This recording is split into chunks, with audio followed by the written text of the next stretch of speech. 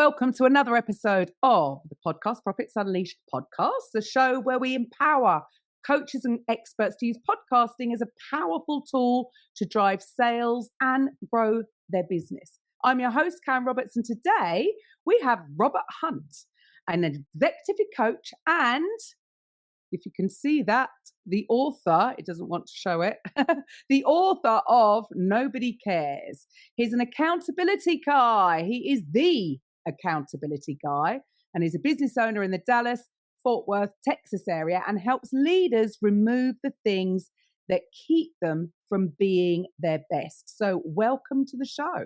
Thank you so much. And so, first of all, would you like to share with the listeners a little bit about your backstory? What was the inspiration behind the book? My beautiful wife, Kathy, and I, in 2019, were looking at our lives and taking an honest evaluation of where we were at that year. And at the beginning of the year, we realized that we're just not happy with the life we were living.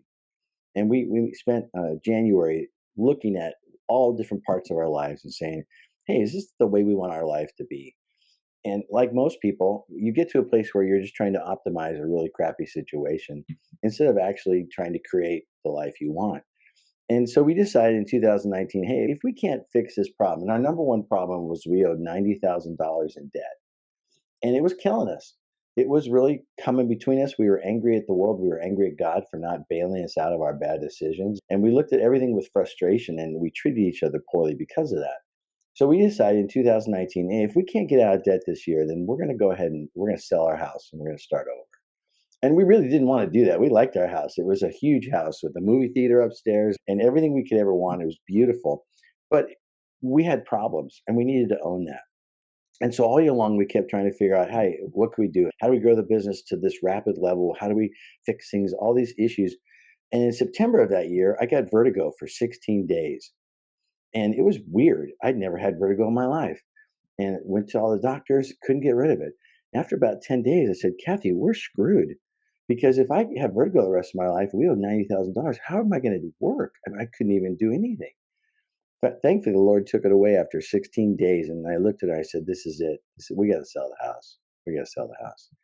So we put it on the market, began the journey of selling the house. We sold the house by March of 2020, when the world was shutting down with COVID. We moved into this rental that we live in right now, and we started over. In April, we paid off all that money, and we were debt-free. And the freedom and the peace that we had at that moment was unbelievable.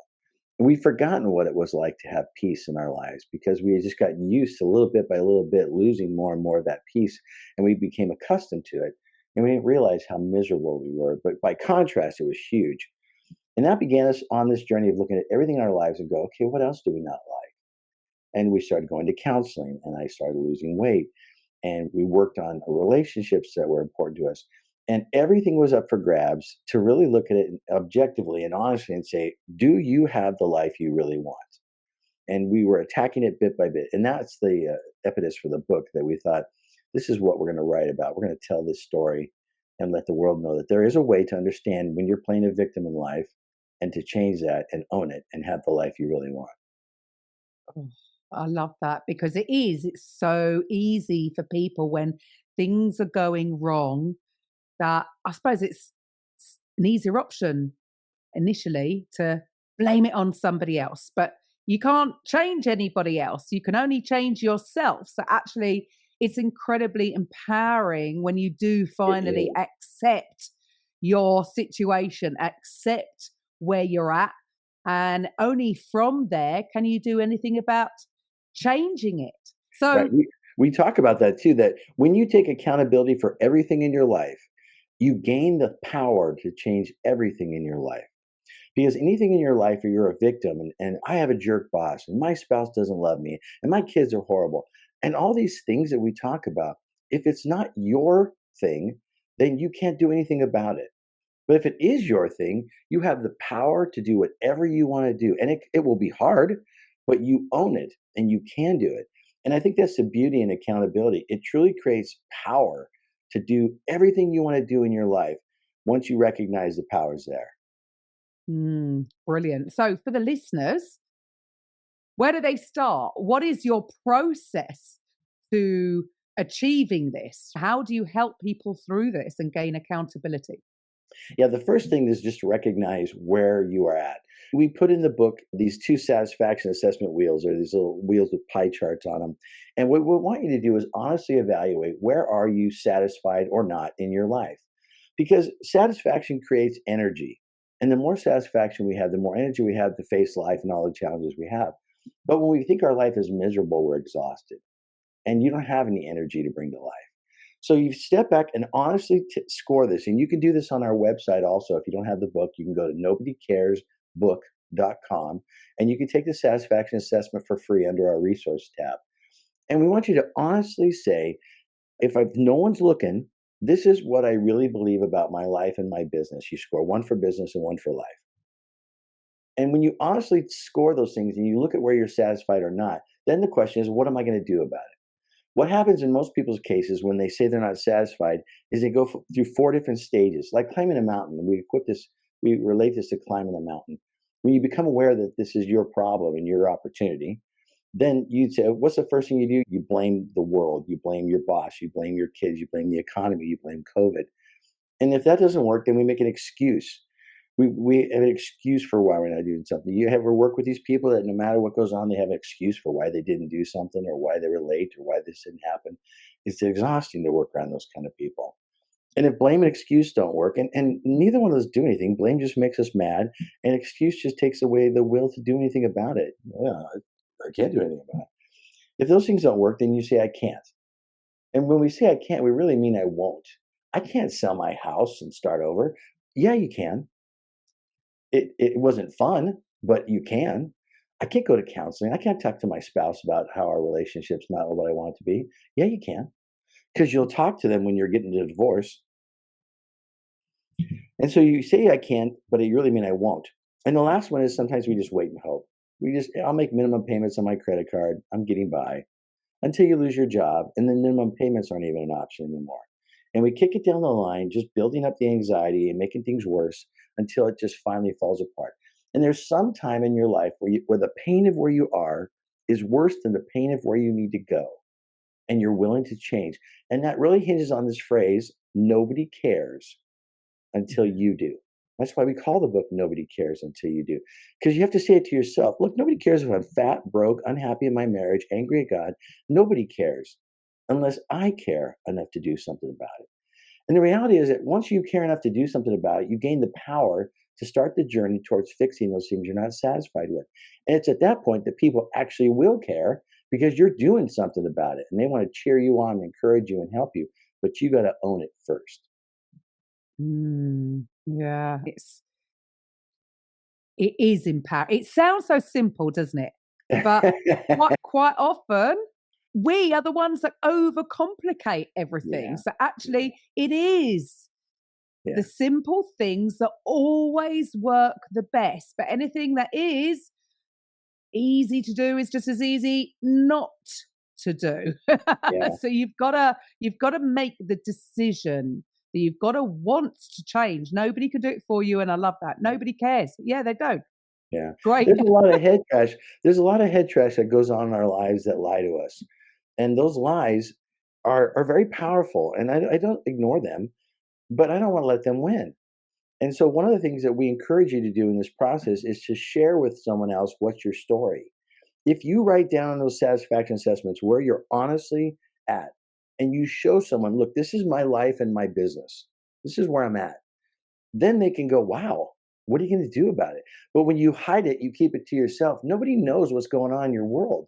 Nobody really knows your frustrations, your fears, your worries, the pain that you have, because we don't talk about that. We put on Facebook how awesome our vacation was, but we don't talk about the fact we came home with $3,000 more in debt. And we don't talk about the honesty of these things. So people can't help you. Real accountability requires vulnerability, where you're being Mm, honest with someone and say, look, I don't like my marriage anymore. Okay, I understand that. Now, what are you going to do about it? And the solution isn't walk away. The solution is let's talk. Let's get a counselor. Let's get some help. Let's get separated. Let's take some therapy. There's a million things you can do, but we just stay a victim until we get so pissed off that we just blow our gasket. And that's not healthy. So the best thing you can do for your mental health is to own your journey. Stop looking around like a victim and feeling so oppressed and so awful. When you own it, you have the power and the freedom to do whatever you want to do. It's going to be hard either way, but I would rather have a life that is hard, working towards a solution, than a life as a victim. Either one, it's hard. But one way I'm going Yeah. to get out of it, and life's going to get better. Yeah, the issue possibly is social media because I think so many people are they're fear they're fearful of being judged. They're fearful of, yeah, like you said, on social media, everyone's having this amazing life and they feel shame. I think that's such a strong emotion. Yeah, So if they're going through struggles, it is that feeling of shame. So they feel that they don't want to share. And actually, if you do share, people may come from the woodwork to actually help. But you're yeah, certainly not going to get any help if you don't ask for it. But again, I think yeah, we've been conditioned to not ask for help because it's a sign that we failed. And it's not. You don't no, know the opportunities that might come up if you do be honest with yourself and honest with your friends or honest with your family. Yeah. Well, why do you think what holds people stuck in their stuff? What do you think is that holds them back from actually doing this and taking accountability so that they can change things? For Kathy and I, it was really about ego and wanting to look like we had it all together. There is a lot of peer pressure in the world. Peer pressure is great if it's peer pressuring you to do the right thing. When you have peer pressure as a kid and your buddies tell you to jump out of a tree, you can't resist it. You have to do it. But when you get older, there's a peer pressure to look a certain way, to have a certain lifestyle, certain status. And the reality is that most people are living beyond their means. The debt in this world is ridiculous. And most people are living paycheck to paycheck. But our ego won't allow us to live a simple life. And people will say, I can't afford that. But you can afford it. Let me tell you how I know you can. When you're out of a job and you have no money coming in, you cut everything and you start to live super, super cheap. You don't go out, you make your own food, all these things that we couldn't do before. And we get by. And so if we could do it when we're out of a job, we could do it when we have a job. We just don't want to. So again, back to I can't versus I won't. We have this ego that we have to live a certain lifestyle. And then it puts this pressure on us to perform. And that's what Kathy and I were. We had to look like we had it all together. I work with business owners and CEOs here in the DFW area. I have to look like I had my life together, at least I thought. I had to look like I was a professional, successful, rich, wealthy person who had done so well. And I was living up to that standard, but I wasn't affording it. My business was up and down all the time, and in a few years, really down. But I always lived like it was skyrocketing, and I was living way beyond my means. And then, so I think it really is ego, and you're gonna get a wake up call one way or another. Either you do it proactively because you want the life you really want, or you'll get it because you had the rug pulled out from underneath you and you have to scramble to survive, and that's a much harder journey. I would rather drive my own journey at my pace, chasing what I want, than to have it ripped out of my hands through debt, bankruptcy, losing a job, something. And it's not just money, it's relationships. How long are you going to ignore a relationship that's suffering, where you need to have a really candid conversation and go, look, this is not what we signed up for. We were in love. We were having fun. What happened to us? And be honest and own it. Then you have the opportunity to change it.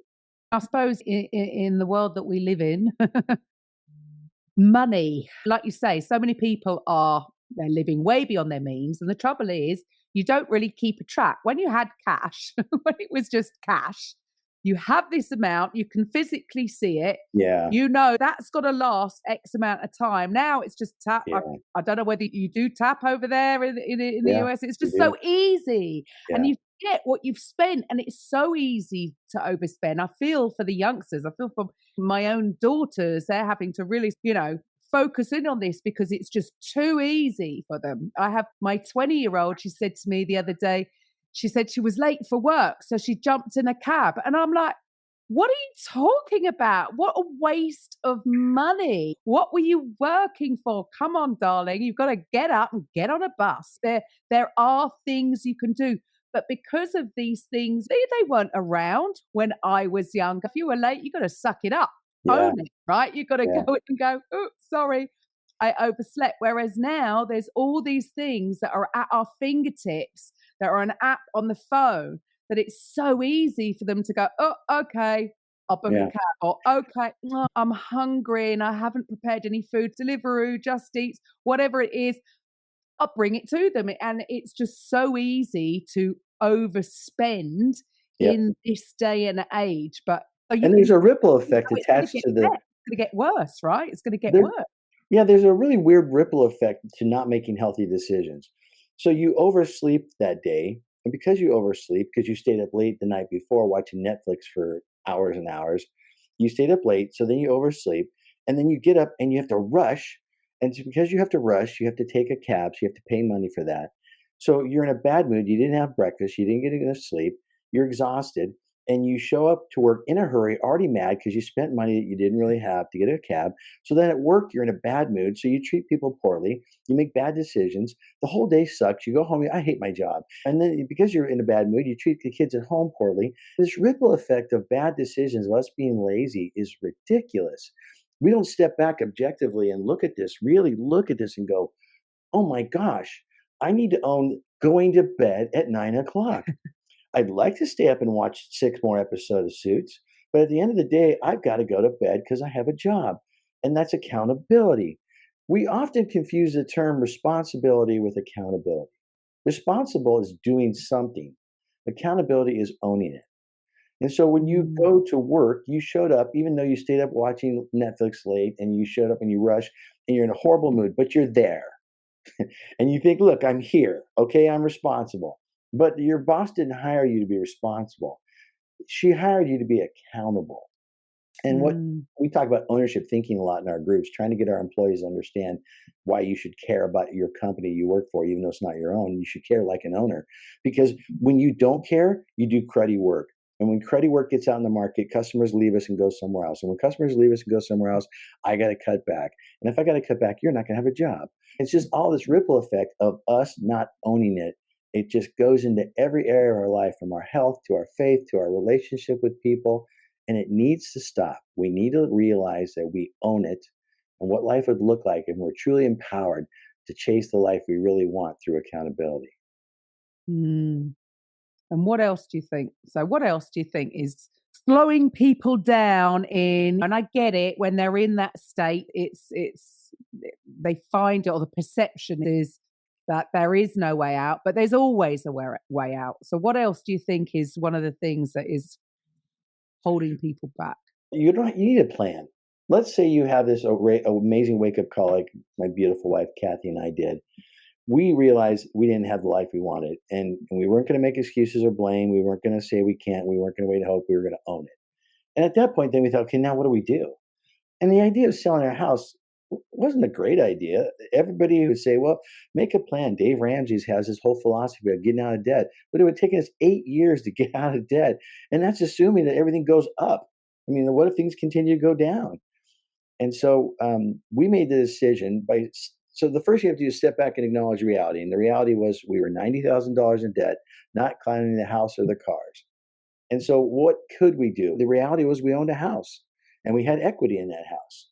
And so the market was doing a place where we could sell the house and pay off everything. So that was the reality. And the second thing is, after you acknowledge reality, is to embrace the suck. Salem, who co-authored this book with me, was in the Navy, and they had this term, embrace the suck. And it's the reality that it's going to suck, but you need to embrace it because we're going there. Whether you like it or not, it's going to suck, but we're going to get through it. But let's embrace it and let's own this and get it done. And so we embraced the suck.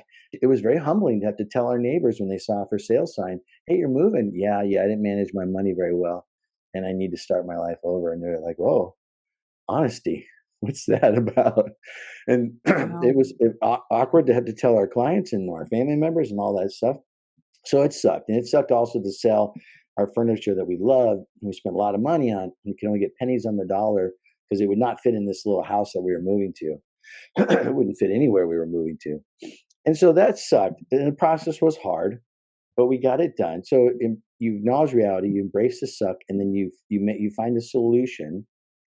And it was amazing how the pieces of the puzzle came together so well. And God was opening doors for us as we found this house to rent that was not even on the market the day we went out to go look for it. it just popped up while we were in the car, and our real estate agent brought us over here. And it's beautiful. It's a wonderful neighborhood and nice people to live with. And then the house sold, and we had just enough money to pay off everything, and we had $500 cash left over.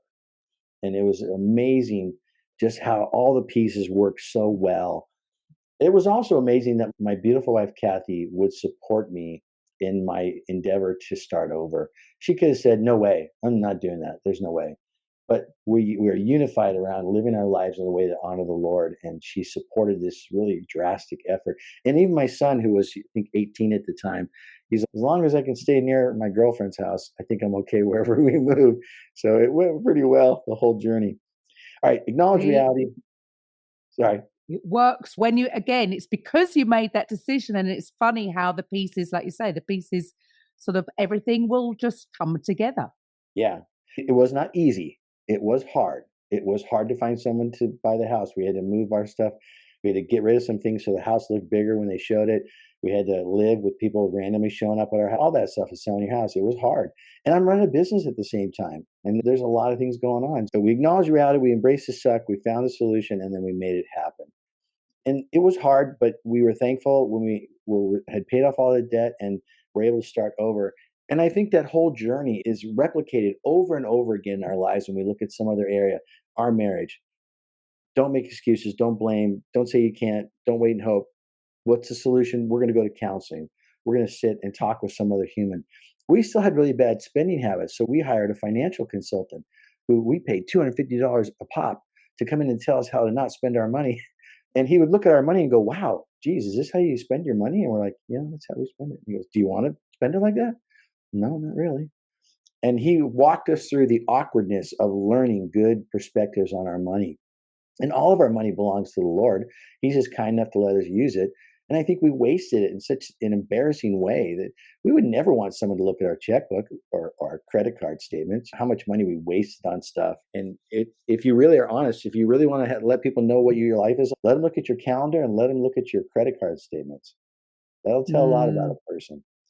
So you have to make solutions that are really going to change your life and not put a Band-Aid on it, not kick it down the road. But that whole process is why we wrote the book, Nobody Cares. It's a step-by-step guide to being aware of where you play a victim, moving past the lies that hold us back as a victim, creating plans to find solutions and change it as you pursue the life you really want. How do the listeners get hold of this book? The easy way is to go to nobodycaresbook.com. That's our website. You can always buy it on Amazon or Target or wherever, Barnes and Noble. For your particular website, or for your podcast, I created a domain called nobodycarespod.com. Nobodycarespod.com. Anyone who's listening to this podcast right now, if you'll go to that website and fill out the contact form with the code word Profits Unleashed in the comments section with your address, I will mail you a copy of the book for free. For the first two people who fill that out, no 1,000 people filling it out, so I only limited it to 2. Just for 2. Wherever it's at, I mailed the book to Kenya the other day. So wherever you're at in the world, I will mail you a copy of our book for free. If you will read it and let it change your life, I would be honored to give you that book. Brilliant. Robert, thank you very much for your time. I applaud your bravery in doing this, and I bet it is so liberating and freeing. I can relate. I gave up my flat last October to be a digital nomad, and it was difficult to a lot of my stuff I just almost threw away, gave away. And you think, oh, should I put it into storage? No, you don't need it. Come on, for storage. 3 years. Yeah, what's the point? No, start again. I've told my daughters that for the next 3 years, as long as I'm not made a grandmother, but for the next 3 years, I want to travel. And yeah, I don't want to, what's the point? I can work from anywhere in the world. And then when I do finally come back and settle, then I can start again. And it was incredibly freeing. Just, oh my goodness, all this stuff that we collect that did I need? Do I need that? No, I don't.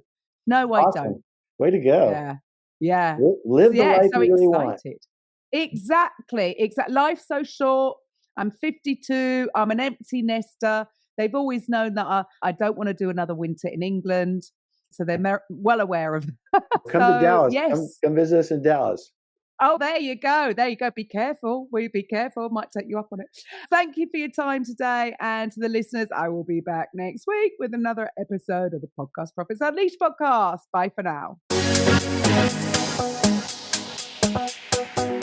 Thank you for listening to today's episode on the Podcast Profits Unleashed podcast. If you're a coach, consultant, therapist, or healer who would like to drive sales whilst having fun podcasting, head over to podcastprofitsunleashed.com/free and find out how you can turn your podcast into a sales machine.